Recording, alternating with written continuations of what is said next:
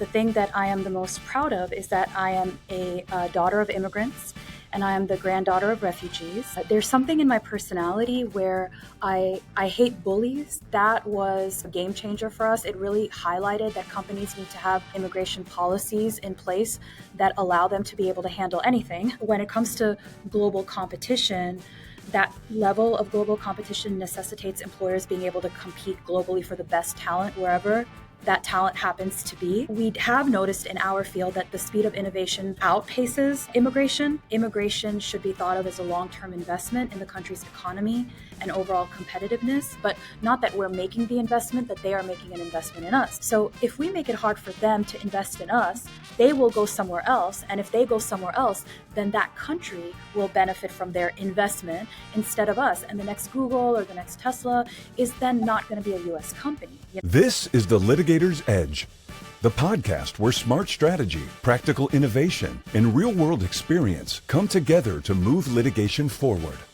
Each week, we sit down with attorneys, legal tech leaders, and trusted advisors who are rethinking how great legal work gets done. You'll hear how law firms are building a competitive advantage. These conversations are grounded, insightful, and designed to help you refine how you work and how you win. Here is your host, Aniket Sawant. Hello, and welcome to today's episode of The Litigator's Edge, the podcast where innovative attorneys reveal the strategies that have transformed their legal practice. My name is Aniket Sawant, and I'm co-founder and CEO of Threadio. My guest today is a leading voice and strategic architect in immigration law, guiding the nation's most innovative companies in the global race for talent. What makes her perspective so compelling is her work shaping the national conversation, from briefing congressional staffers to providing commentary on outlets such as CNBC and Bloomberg Law. It's my pleasure to welcome Hiba Anver to the podcast. Welcome, Hiba, and thank you for being here. Thank you so much for having me. It's a pleasure, Hiba. So as you know, I love to start by asking each of my guests on the show to share either a fun fact about themselves or a cringe joke. Which will it be for you, and what is it? A fun fact, please, not a cringe joke. Certainly. Please go ahead. Fun fact about me is I'm actually an avid scuba diver, and the type of diving that I'm most interested in is shark diving. So I have actually dived with sharks around the world. That's amazing. Any specific diving spots that you enjoy or find memorable? My top three are the Maldives, Raja Ampat in Indonesia, and then Mexico. That's fantastic. Okay, great. So, Hiba, I really do think of every attorney who makes the time to be on our show as a superhero, and every superhero has an origin story, and I would love for the world to hear yours. So thank you for that. I'm certainly not a superhero. I actually come from very humble beginnings. The thing that I am the most proud of is that I am a daughter of immigrants and I am the granddaughter of refugees. And so, like I said, I do come from very humble beginnings. But in terms of the story that kind of got me to where I am right now, there's something in my personality where I hate bullies and I hate to feel like there are some people who have access to more, or some people conversely like slip through the cracks. And I realized when I was in college that I wanted to do the type of work that made a difference. But it occurred to me that if I perhaps didn't like a system or wanted to even change a system, I first had to understand the system. And so I made a decision pretty late in the game. I was in my senior year of college, but that's what really led me to law school. And, here I am. Fascinating. Within law, what drew you specifically to immigration law, and especially the kind of work that you do within immigration law, which is so fascinating? It sits at the nexus of international business, law, obviously, and then human ambition. What drew you to that? So it's interesting because you yourself describe it as, it kind of sits at the nexus, and that's really like what drew me back to immigration law. For context, I went to law school in Texas, and the law school that I went to was definitely known for its advocacy and its trial advocacy skills. And so my initial training and my path, that at least what I thought was my path, was to eventually become a trial attorney.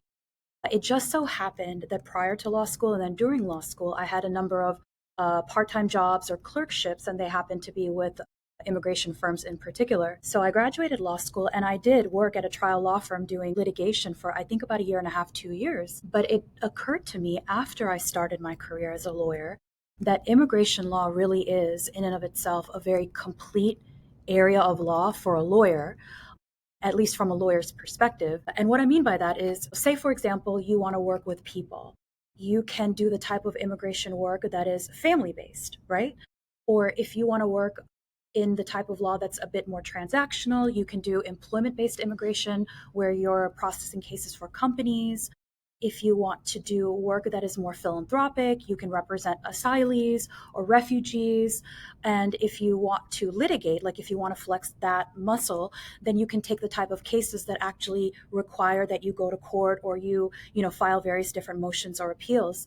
And so when I thought about it from that perspective at that stage of my career, I felt like I would be able to engage in all of the various different types of law that I wanted to practice within the parameters of one specific, area of practice. I made my way back to immigration law after I graduated and had been working, at a litigation firm for about 2 years and really, found my niche. That's an interesting way to put it, in terms of within a single area of legal practice, having the ability or to work on all of these different areas that were of interest to you and that were important to you. Can you maybe walk us through, Hiba, your journey from, obviously you were in law school, then you spent the 2 years at the litigation firm, and fast forward to today where you're one of 3 managing shareholders at a reputed immigration law firm. Can you please walk us through your trajectory from that point to where you are today? I was actually living in Dallas, Texas, and I saw a position advertised on the American Immigration Lawyers Association website where they actually have a page dedicated to careers. And I took a chance. It was one of those things where I think it was like really just meant to happen. I'm going now into my 12th year with this firm. I started out as a standard kind of, lateral associate attorney and just worked my way up. But I was very blessed to have the founding partner who founded the firm serve as really an amazing mentor to me, gave me all kinds of guidance in terms of not only how to do right by my clients, but also how to do right by my team and my supervisors. And I think it was really under his guidance that I was able to slowly work my way up to being one of the owners now. That's amazing. So in the practice that you currently have, what are the areas that you focus on? You mentioned earlier that you work, you used to work with family law and other aspects as well. But I understand that today your work focuses primarily on immigration matters for businesses and startups and things like that. Can you maybe elaborate a little bit? Yeah, certainly. So the type of immigration law that our firm specializes in is employment-based immigration or employer-sponsored immigration. So our clients are the companies, not necessarily the individual employee, even though, of course, we represent the individual employee and owe that employee a fiduciary duty. If the company wants to be able to hire a particular employee and that employee happens to be either physically outside of the US or already in the US and working pursuant to another company-sponsored visa, whatever the action items are in order for our corporate client to be able to hire this particular candidate, we handle those immigration cases basically. In addition to that, we also assist those same employees with pursuing the employer-sponsored green card if they decide that they actually want to stay in the US and make the United States their home. But what's interesting is when you represent companies within the context of their immigration program, there is an added element in terms of just kind of like advisory services, right? And so we also provide our clients with support when it comes to the compliance related obligations of having foreign nationals as part of your workforce. We advise them on the immigration related implications of various different corporate transactions, such as mergers or acquisitions, or even layoffs and reductions in force. And so it's basically comprehensive employer-sponsored immigration services, inclusive of strategic guidance for their immigration program or advisory services. We do handle family-based cases. So if an individual wants to sponsor their spouse or something like that, we assist with that as well. We assist with naturalization applications. One area of practice that we do not engage in is if we're filing, the type of immigration applications that one would file if they were seeking asylum status in the US, and we don't provide deportation or removal defense. Our area of expertise really is employer-sponsored immigration, and there are many very, very knowledgeable and qualified attorneys who would be better to call if somebody was, in deportation proceedings or something like that. Really all facets as they relate to the company. Got it. Thank you for sharing that, Hiba. So clearly, the work that you do and the work that your firm does has enabled you to be not just a top attorney for startups and the businesses that you work with, but you're also now a prominent public voice on immigration. You've briefed congressional staffers on Capitol Hill. You've provided commentary on major networks such as CNBC, Bloomberg Law, and many others. When did you realize that your role needed to extend beyond providing the outstanding client service that you do, but to also shaping the more broad conversation around immigration? It's interesting because the realization actually came after the opportunities. As I had an opportunity to engage in this sort of not legal representation or advisory per se, but kind of like education, it became more clear to me that there seemed to be a little bit of a lack of understanding about the immigration system among the general population. It seemed like there was a little bit of a disconnect in terms of what I think people think happens in the world of immigration and the reality on the ground. And so to answer your question, I certainly don't want to sway anyone's opinions, but if there's any sort of misunderstanding or gap in understanding that I can clear up, then I would want to do that. Understood. You mentioned that in addition to the work that you do for specific immigration applications, you also provide advisory work. Has there been, or was there maybe earlier on in your career, a specific policy change or executive order or some other matter like that fundamentally changed how you advise clients and how you help clients plan for the future? So that's a great question. I would say the Muslim ban during the first Trump administration, that was kind of a game changer for us. It really highlighted that companies need to have, first and foremost, they need to have immigration policies in place that allow them to be able to handle anything, right? And then secondly, it really highlighted the important role that Immigration Counsel plays in the area of advisory services beyond just helping them file individual cases. Because immigration is such a central topic to the national conversation. And when changes are implemented, there are times where they come fast and furious. So to answer your question, that would really be like that one event that sticks out in my mind in terms of what really changed things for me. Thinking about the companies that you represent clients on what I would call the bleeding edge of the economy, technology, esports, fintech. And so the companies or the industries themselves are evolving so rapidly. And so therefore, I would imagine that the type of talent that they need to recruit and bring to the US also changes on a fairly rapid basis. And so what does that mean for your clients and therefore for you in terms of the immigration strategies that you develop for them? Are there new roles, new skill sets that are emerging that maybe the immigration system as it stands today is still not yet built to recognize? So, in terms of what we see, and actually not even what we see, but also what the data illustrates, is that there's a significant role that all immigration plays in the economy. Immigrants are net job creators, and that is in addition to being innovators or founders or leaders. And that's true across multiple industries. And so what I feel like is most important for my clients and for all companies and industries is that they're able to hire in a way that is not limited by geography. I'm sure that you have observed or would agree that when it comes to global competition, that level of global competition necessitates employers being able to compete globally for the best talent wherever that talent happens to be. And we have noticed in our field that the speed of innovation outpaces immigration, but there are great examples of countries that are recognizing new skilled positions and roles that are critical for the national interest. We saw that during COVID, and we continue to see that in various different fields now. Yeah.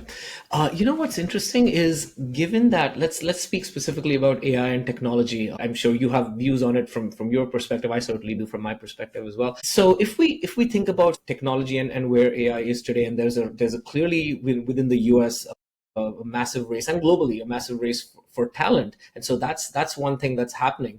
But on the other hand, you're seeing certain certain actions that are being taken that might put a dampener on that talent and might reduce US competitiveness. What do you see as the the end game of those two trends? How do you see that playing out?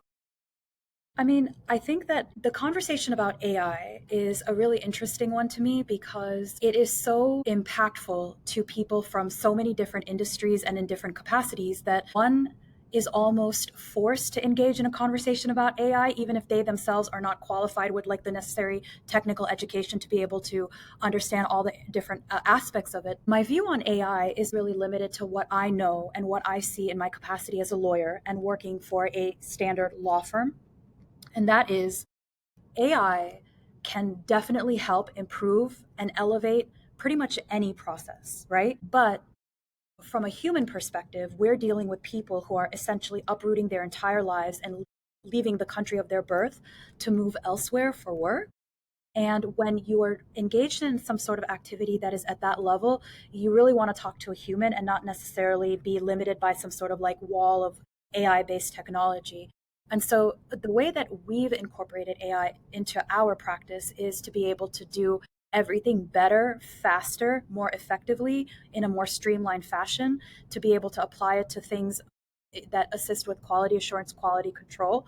But there is definitely an emphasis on a person that's the driver in that immigration process. And we as a company are not going to be interested in kind of like replacing that human touch. But in terms of big picture, what I find fascinating about the acceleration of AI and the adoption of it is coming back to immigration, because obviously that's my topic of interest, how critical the highly skilled STEM workers are, both from the US and from around the world, when it comes to how we arrived at this point with all things tech and all things AI, Basically every major industry in the US wants to be a global leader, and definitely AI is no exception. Such industries do rely on high skilled immigrants in order to be able to achieve those goals. And that makes the topic very personal to what we do, but in a very different way.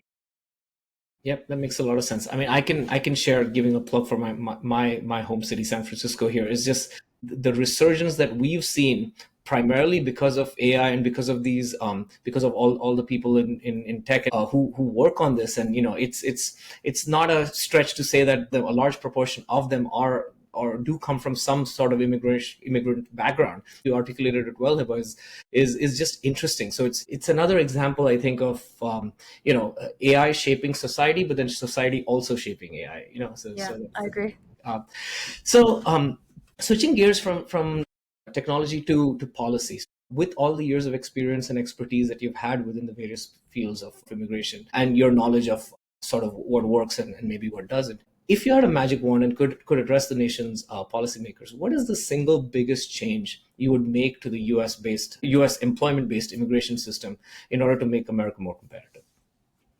I think that that's a great question. If I had an audience with the nation's policymakers, I would take that opportunity to remind them that immigration should be thought of as a long-term investment in the country's economy and overall competitiveness. And that's because the immigrants, based on what I've seen, just based on the type of work that I do, they really invest their time and their skills in us. And we as a country reap the benefits of that investment. In my mind, I've always thought about, immigration as an investment, but not that we're making the investment, that they are making an investment in us. So just as an example, you may actually be familiar with the statistic, but immigrants have started more than half of the companies valued at 1 billion or more. And one of the most famous examples is Google, right? So if we make it hard for them to invest in us, they will go somewhere else. And if they go somewhere else, then that country will benefit from their investment instead of us. And the next Google or the next Tesla is then not going to be a US company. And that's why immigration can't be viewed in a vacuum, because immigration policy has downstream economic ripples. And so if the US wants to continue to be a global leader in industries like AI, which we were talking about a few minutes ago, or like semiconductors, for example, then we need to be able to hire the best and the brightest talent, regardless of where they are. And that's what's going to help the US continue to remain competitive. We really essentially need an immigration policy that reflects what we're in right now, which is a 21st century economy. And, just basically a system that encourages the best and brightest to want to come here and work and study here and then stay here. Absolutely. Looking ahead, Hiba, what do you think the next let's call it 3 to 5 years, look like in immigration law? I know that's a difficult question, or can be a difficult question, because we're in some fast-moving waters right now. But based on what you're seeing, especially in employment-based immigration, can you walk us through maybe a few scenarios and what you think their likelihood is? So, big picture, I guess I know what I would want the situation to look like in the next 5 years, and then I can share what I would be worried about in terms of like the impact in the next 5 years, and then also like, substantively and kind of like getting in the weeds what we're watching, right? Ideally, what I would want is for the United States, for my country, to continue to be a global leader in all industries, and have the best and the brightest from around the world working together and in partnership with the tremendously talented US workers that we have in our workforce to be able to make American companies successful, right? And that would be kind of like the ideal scenario for the next 5 years, in my opinion. We continue to have innovation, we continue to have people invest their skills and their hard work in our country. I am noticing certain trends, and that has also happened in the past. But what we're seeing is other countries react to some of the US's more restricted policies by opening up their immigration programs in an effort to try to attract highly skilled workers to their countries, to like employers in their countries as well. And so I think what we probably should be watching out for, at the very least in the next year, or at least what I would be curious to see, is whether there are other countries around the world who are modifying or changing or creating new immigration pathways in the hopes of attracting high-skilled workers as an alternative destination to the United States. That's something that I'm going to be watching to see. The other thing that I'm going to be watching to see is whether, in the early part of next year, we have more data that we can rely on to be able to identify what sort of impact this past year's policies have had on the immigration landscape, but in particular with respect to employment-based immigration, which is where I specialize, obviously. And then I think that big picture, what companies need to do is they need to be prepared for, just like higher scrutiny in terms of their immigration filings. And now is a good time to make sure that you have your immigration policies and all of your compliance related protocols fully flushed out and finalized, and that sort of thing. But I think big picture, my ideal scenario would be that we continue to lead in various different sectors and industries in partnership with the best and brightest talent from around the world. That makes a lot of sense. Thank you for sharing that. Switching gears a little bit to some of the more outreach type work that you do in terms of getting your voice out there. Obviously, we spoke about your presence on those larger media channels, but in addition to those more conventional media channels, you also co-founded the Immigration Nerds podcast, which is a fantastic resource. I listened to a little bit of it and thought it was great. What inspired you to create it, and what gap are you trying to fill in the public conversation around immigration law? I know we touched upon it a little bit in the general sense, but I would love for you to talk about it in the context of your podcast. So I think the right way to answer that question is like, what gap was I trying to fill at that time? Because I think that public engagement and client engagement has evolved so much since 2017, 2018. But at the time, from what I could tell, there were not many immigration podcasts in the space. And, there was not as much emphasis on things like LinkedIn Live or, having like YouTube sessions. And so at the time, what felt like the right next step in order for our firm to be able to reach a wider audience, but also to be able to cover a more diverse range of immigration related topics, was this podcast. I think that, since that time, there have been more immigration related podcasts that have been released, but my objective really was to be able to come out with something that was new in our space. And I think that we did that, certainly. We were very proud of this metric, but at one point we were the #1 immigration podcast on Spotify. I don't know if that is still the case right now, but even though the concept of the podcast is not quite as new or novel as it used to be several years ago, what has happened in the last several years is we have built a tremendous following on that podcast, and it is very, very rewarding for me to see the caliber of guests that we're able to invite and host and attract on this podcast. I'm not going to take credit for the podcast in its current form now, because it has evolved so much since my involvement when we were kind of starting out, and the people who are working on the podcast now have really just taken it to the next level. But at the time, I just wanted to do something different, and I wanted something that was more straightforward and more kind of like B2C, if you will, in terms of like reach. but I also wanted to provide us with a little bit more freedom in terms of the types of topics that we could address. And, if you go back and look at some of the earlier episodes, or rather listen to the earlier episodes, we covered everything from how migrants were being treated at the border to, the immigration consequences that a rapper had suffered at the time. I mean, it's a really, really diverse range of topics, and that's kind of what continues to this day. So we're very proud of it.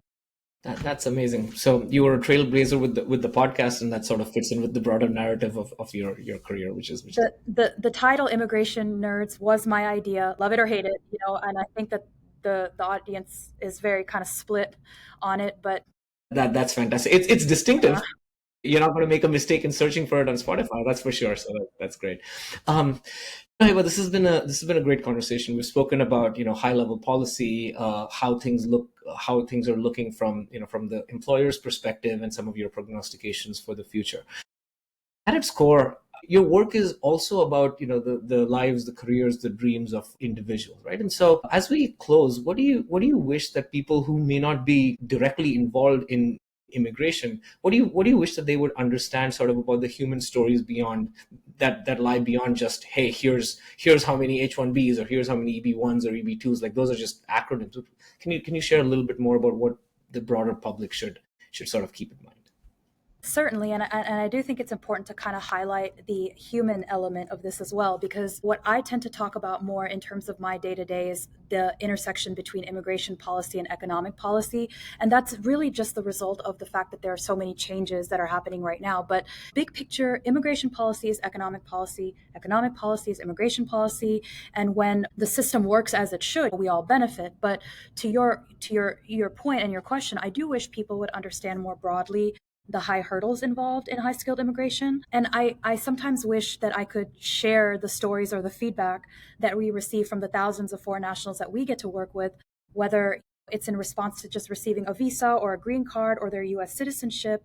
But at the end of the day, the experience and the outcome is kind of the same. And that is, like, this individual really realized not just their personal goal or their professional goal, but also a generational dream come true, that was maybe held not just by their parents, but by, their grandparents. I mean, when I think of individuals coming here to work, and maybe this is just based on, my background or like my parents' background, but I think about, families who are pooling literally all of their money and at the expense of other things to be able to have this one child get an education and hopefully study abroad or work abroad so that this child can be the source of support for an entire family that's waiting back home, And so that's really like what comes to mind when I think about it. And sometimes I do wish that more people had visibility into like the human aspect of it, because it's the realization of not just a person's dreams, but sometimes the dreams that their family have. That's a beautiful way of putting it. I know that you may not be able to share this, Hiba, but I can share my own, a little bit of my own story, which is that the immigration process, especially for high-skilled immigration, is rigorous. It is not a joke. There's a lot of vetting that goes on. Certainly, there was a lot that happened in my case, and the bar is really high to demonstrate that this particular individual is going to be has provided, and will continue to provide value to the United States, to the country, to its citizens. I'm 100% on board with you there, that there's a lot of, and there's benefits both ways, right? I mean, obviously the country benefits. That's why the immigrants are sort of, their petitions are approved, but then the individuals benefit as well. And maybe that's a story for another day, but thank you for sharing that at a high level. Well, this has been a wonderful conversation, Hiba. This final question for you. Is there a question that I should have asked you, but I didn't? No, I don't think so. I think that your questions were excellent questions, and it gave me an opportunity to talk about something that is very, very important to me. And I hope that everyone who watches this just enjoys the conversation. I'm sure they will. Well, thank you so much for your time, Hiba, and your insights. I learned a lot. I'm sure our audience will as well. And thank you very much. I appreciate it. Thank you.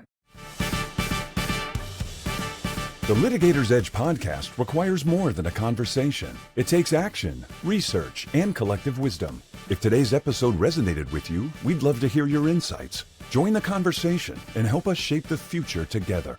We'll be back with more stories, strategies, and real-world solutions that are making a difference for everyone.